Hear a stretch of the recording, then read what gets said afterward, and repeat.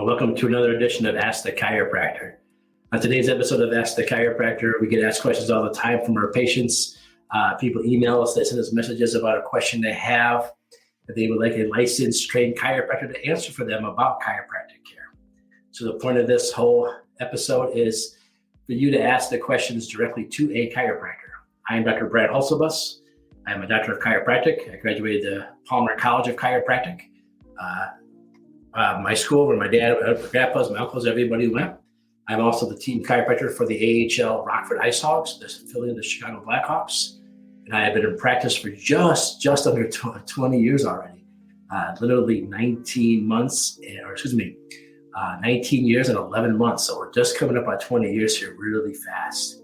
And one of my pet peeves I have is when people have a question about chiropractic and they don't ask a chiropractor. They ask a family physician or somebody else who really has no training in chiropractic. So the point of this episode, the point of this whole show is to come on here and answer your questions from a licensed chiropractor. And today I get asked a lot of questions about this neck and shoulder tightness. People complain about tightness going from their shoulder, rating up to on the side of their neck, up to the back of their head. A lot of times this is described as a pulling or a tightness. It can also be described as maybe like a knuckle from the inside trying to dig its way out, or just an overall dull, achy pain in there, and maybe it hurts to turn your head one way or the other. And often this can also go into your hands and cause problems going into your fingertips. So this is a thing that we see here quite a bit. And where does this come from? What causes this? Well, what causes this is what we call the forward head posture. I'm sure a lot of you have seen pictures all over the internet with the head going forward. There's different studies out there that report different things. Basically what they say is every inch forward your head sticks out, you add 10 pounds of pressure to that area. And so the head gets heavier and heavier and heavier over time. Now, why does the head stick out like that? Why do we go in that forward posture? Well, it has a lot to do with today's lifestyle, especially with this whole COVID thing and working from home. It's made it even worse. Because as soon as we sit down and we use the computer or watch TV or drive a car, we sit down and our shoulders roll forward and our head comes out and we create this forward head posture. Now, what happens is as we get up and we walk around and we leave that, we tend to memorize that posture with our head, shoulders forward and our head forward, our shoulders roll forward and head forward. And we walk around like that. So walking around like that isn't great for you. It does increase the pressure, like I talked about the 10 pounds every inch forward.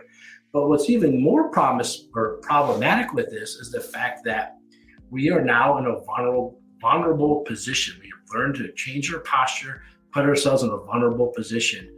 Now we go to grab something, bend over to do something, and we have this quick, sharp shooting pain going down our neck and shoulders. So a lot of times someone will say they just went to pick up a bag and now they have this problem.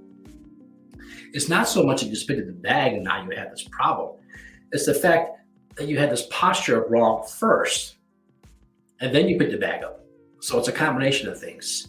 And when you think about the head going forward, what I want you to think about is the average head weight is the same as a bowling ball, right? And if you were to hold a bowling ball nice and square with your arm tucked back underneath you, kind of like the way a waiter or a server would carry a tray out to your table, you have a nice round curve going on. Where if you were to hold a bowling ball in your palm straight out in front of you, you're not going to be able to hold that nearly as long because that extra weight just comes crashing down. And that's what happens in our neck. It comes crashing down on our bottom vertebrae. So those are the ones that innervate your hands and your fingertips. So this forward head posture puts a lot of stress and pull in that area. And a matter of fact, we often talk about how it can change the entire biomechanics of that area, meaning that you start to use your muscles different. You start to add even more stress now. So we start off with this bad posture, all this weight crashing down that we've memorized, and this overloads it and puts so much stress on it, it makes it work twice as hard.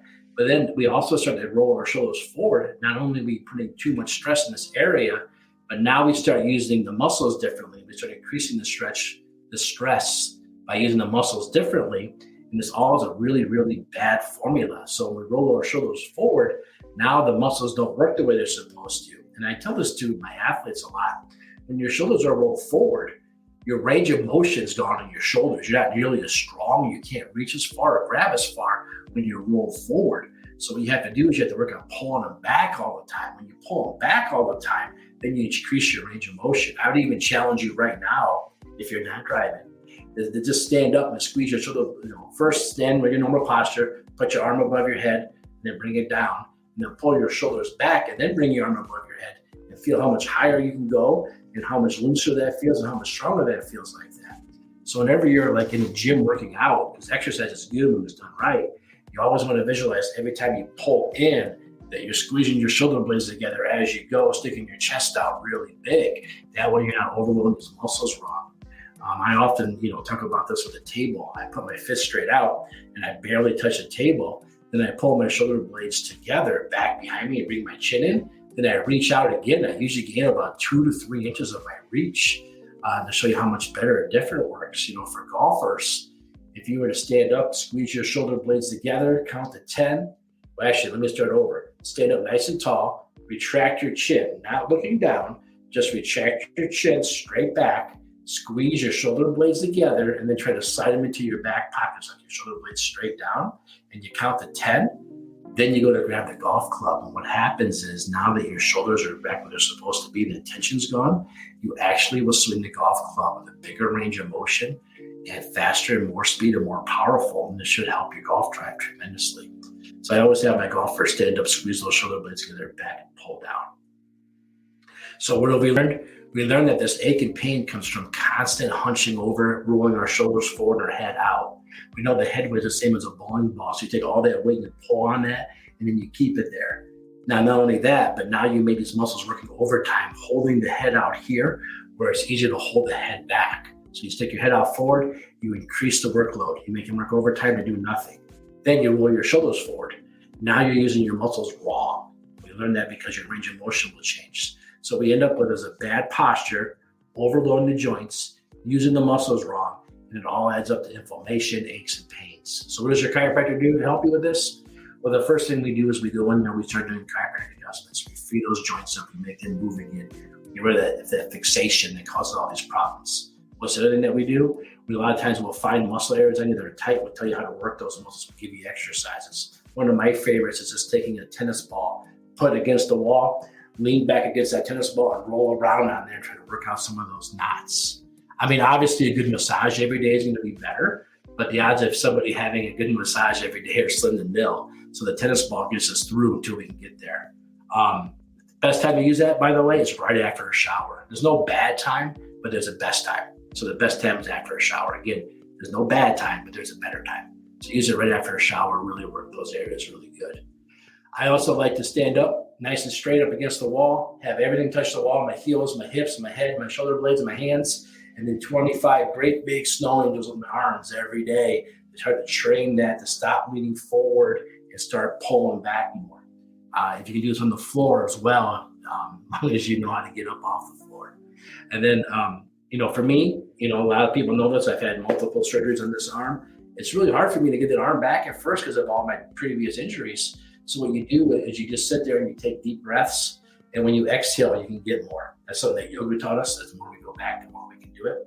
So how do we fix this? We get adjustments. We get our chiropractic adjustments. Then the chiropractor will work with you on some soft tissue stuff. The chiropractor will also teach you some exercises and stretches to avoid this.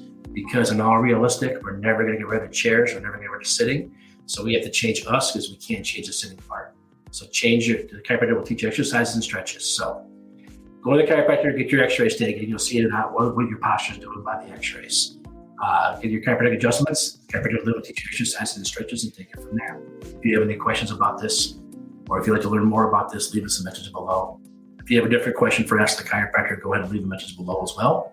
We'll get back to you as soon as we can to answer your questions the best we can. Other than that, it's good to talk to you, and we'll talk to you real soon.